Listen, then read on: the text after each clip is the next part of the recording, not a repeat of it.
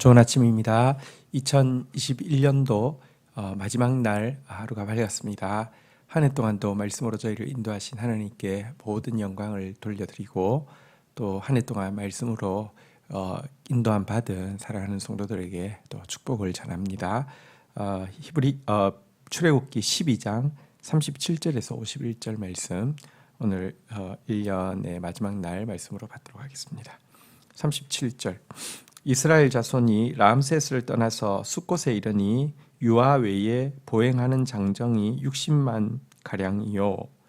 38절 수많은 잡족과 양과 소와 심이 많은 가축이 그들과 함께하였으며 39절 그들이 애굽으로부터 가지고 나온 발교되지 못한 반죽으로 무교병을 구웠으니 이는 그들이 애굽에서 쫓겨남으로 지체할 수 없었음이며 아무 양식도 준비하지 못함이었더라. 자, 이제 출애굽이 단행되었습니다. 애굽에 거주한 지 430년 만에 이스라엘 백성들은 이제 아브라함이 주신 예언대로 이제 출애굽을 하게 되었고요. 또 들어갈 때는 정말 소수 70명 또 75명 그 정도가 들어갔는데 나올 때는 장정만 지금 60만 명이었습니다. 여기에 어린 아이와 또 이제 여인 그리고 또 수많은 잡족들 이 대열에 함께 동참한 이방 민족들까지 포함하면 적어도 200만 명 이상이 되리라고 생각됩니다. 정말 하늘의 별처럼 많은 수요가 이제 이 행렬에 동참하게 되었는데요. 그런데 이들이 나올 때에 200만 명이 넘지만 발교된 이 빵도 여러분 빵을 한번 구우면 그래도 이제 며칠은 먹잖아요, 그죠? 지금 이제 이 200만 명 나오려고 하면 한 며칠 전부터 전 이스라엘 사람들 빵을 구우라고 하고 그걸 다 이렇게 포대 같은데 넣으라고 하고 막 부산하게 준비해야 해도 사실 200만 명이 나가는데 준비가 되지 않을 텐데요.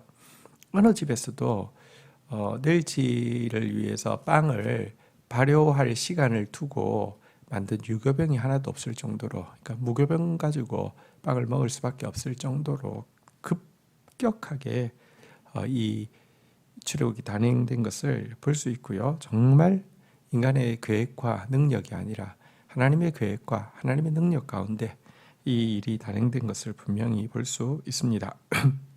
40절 한번 보도록 하겠습니다. 이스라엘 자손이 애굽에 거주한 지 430년이라 41절 430년이 끝나는 그날에 여호와의 군대가 다 애굽에서 나왔은즉 42절 이 밤은 그들을 애굽 땅에서 인도하여 내심으로 말미암아 여호와 앞에서 지킬 것이니 이는 여호와의 밤이라 이스라엘 자손이 다 대대로 지킬 것이니라. 자, 430년 만에 나오는 이스라엘을 여기 여호와의 군대라고 표현하고 있습니다. 패잔병처럼 나온 것 아닙니다. 도피하면서 막 조용히 나온 것도 아닙니다. 승리자로서 나온 것이고요. 그들이 그곳에서 이제 하나님의 백성이 되기 위해서 하나님의 한 민족이 되기 위해서 이제 연단받은 그것에 대해서 공의로우신 하나님으로 말미암아 대가까지 다 보상받고 나오는 여호와의 군대로 나왔는데요. 자, 이렇게 나오는 그들이 나온 그 밤을 이제 대대로 지키라고 하면서 그 밤을 여호와의 밤이다라고 지칭하고 있습니다. 여러분, 이스라엘에 절기들이 있지만 절기들은 다 낮에 이제 시작되어지는데요.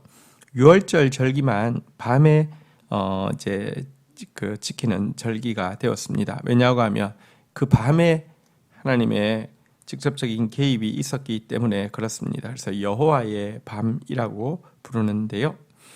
여러분, 이 여호와의 밤이라는 단어, 야훼의 밤이라는 단어 누가 소설 제목으로도 이제 이전에 이제 쓴 적이 있는데요.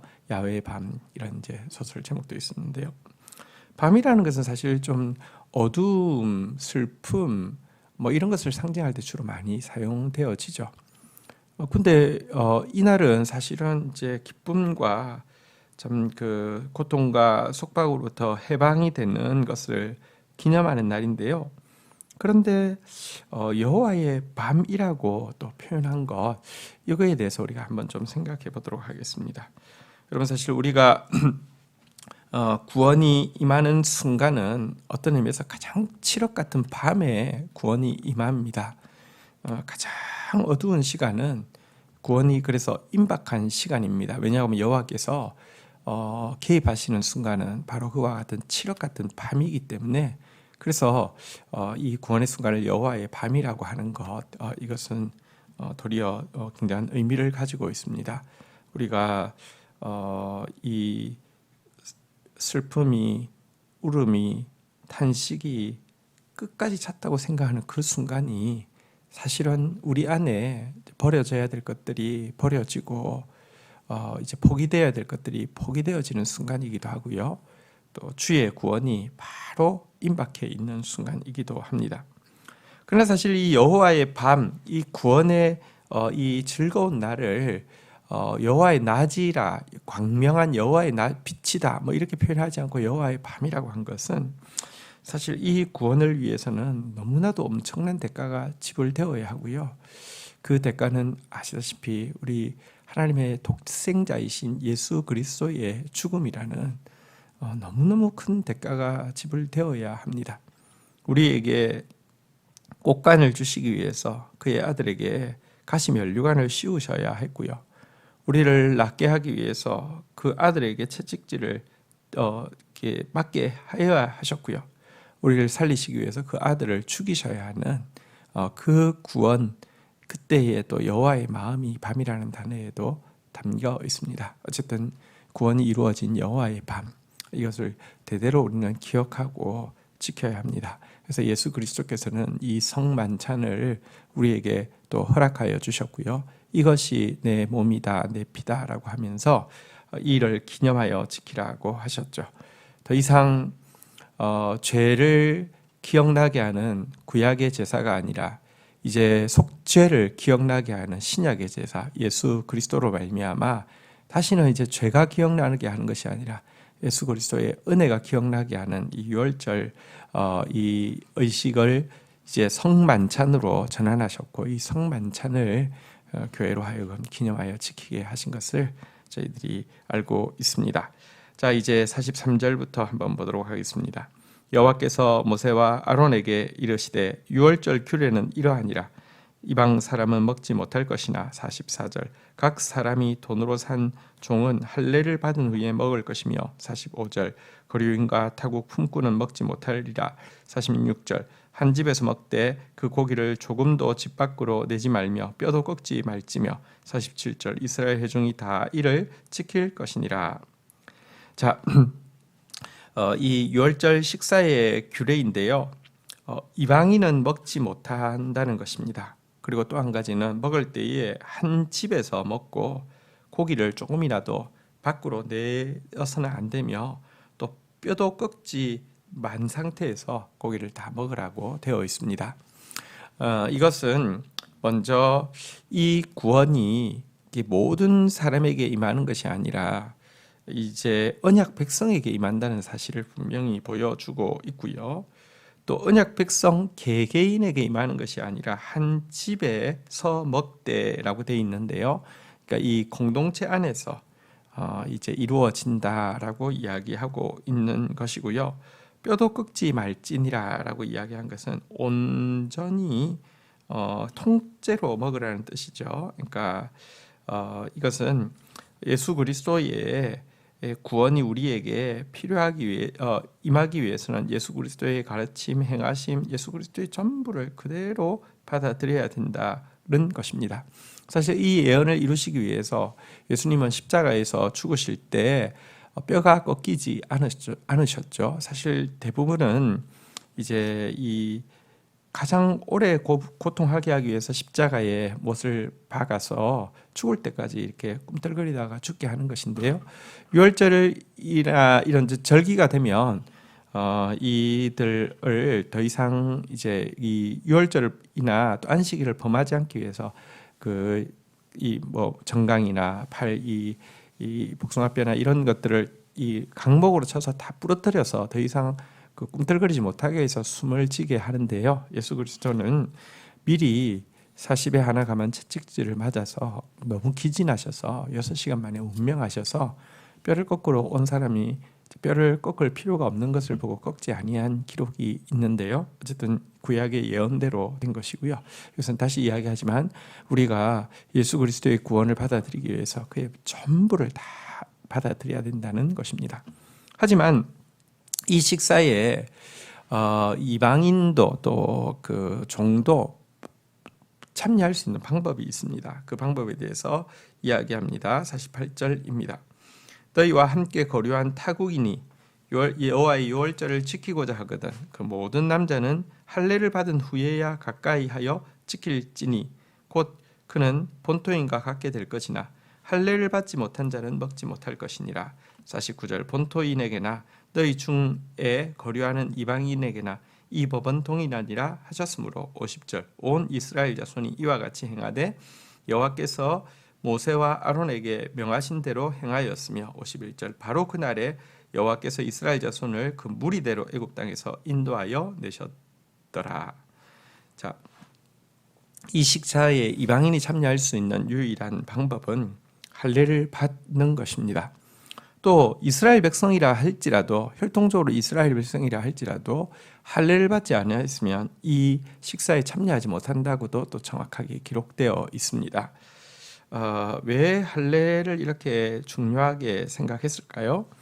여러분 하나님은 아브라함에게 언약을 주시고 또 아브라함과 맹세 의식을 거행하셨죠. 언약은 말씀으로 그냥 주시면 되는 것이지만 맹세는 쌍방간에 어떤 이 언약을 지키지 않을 때의 대가에 대해서 서로 약조하는 것을 맹세라고 합니다. 그리고 그 맹세는 내가 이 언약을 지키지 않을 때는 내가 쪼개질 것이다, 내가 잘라질 것이다 라는 것을 상징하기 위해서 소, 양, 또 이제 비둘기까지 쭉 이렇게 반을 쪼개놓고 이 반쪽 끝에 아브라함이 서 있고요. 나머지 이쪽에 하나님이 계신 것을 표현하기 위해서 이렇게 그 사이를 하나님의 이 불이 왔다 갔다 하게 되는 이제 이런 장면을 하면서 언약에 대한 맹세를 하셨는데요.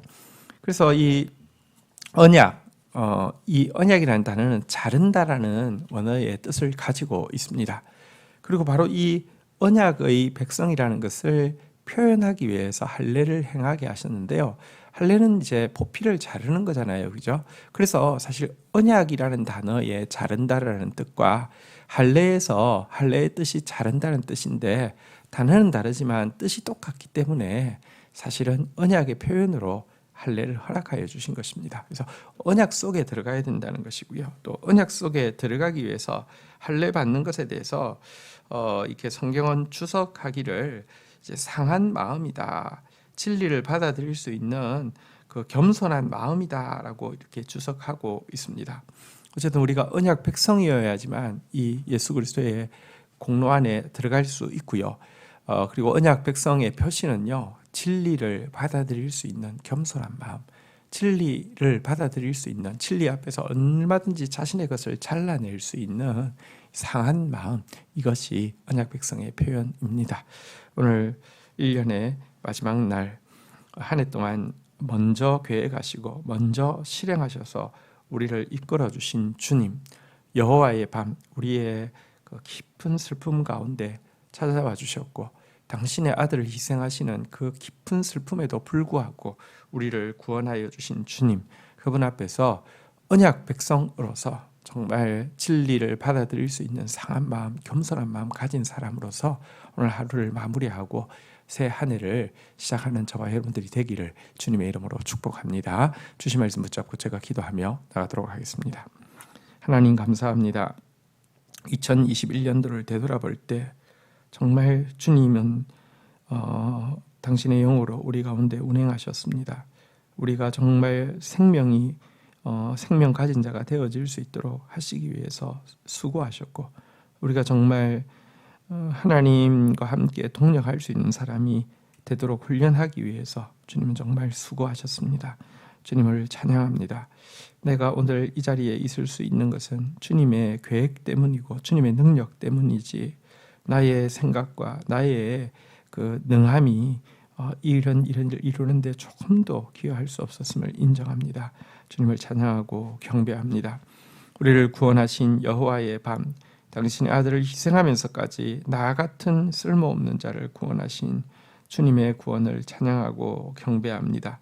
철저히 당신의 언약 가운데 있게 하여 주시고 오늘도 내 마음에 포피를 베고 진리를 받아들이는 겸손하고 상한 마음으로 주 안에 서 있음으로 말미암아 그 구원이 끝날까지 종의 삶에 임하도록 또 우리 사랑하는 성도들의 삶에 임하도록 은혜를 다하여 주옵소서. 감사합니다. 예수 그리스도의 이름으로 기도 올립니다. 아멘.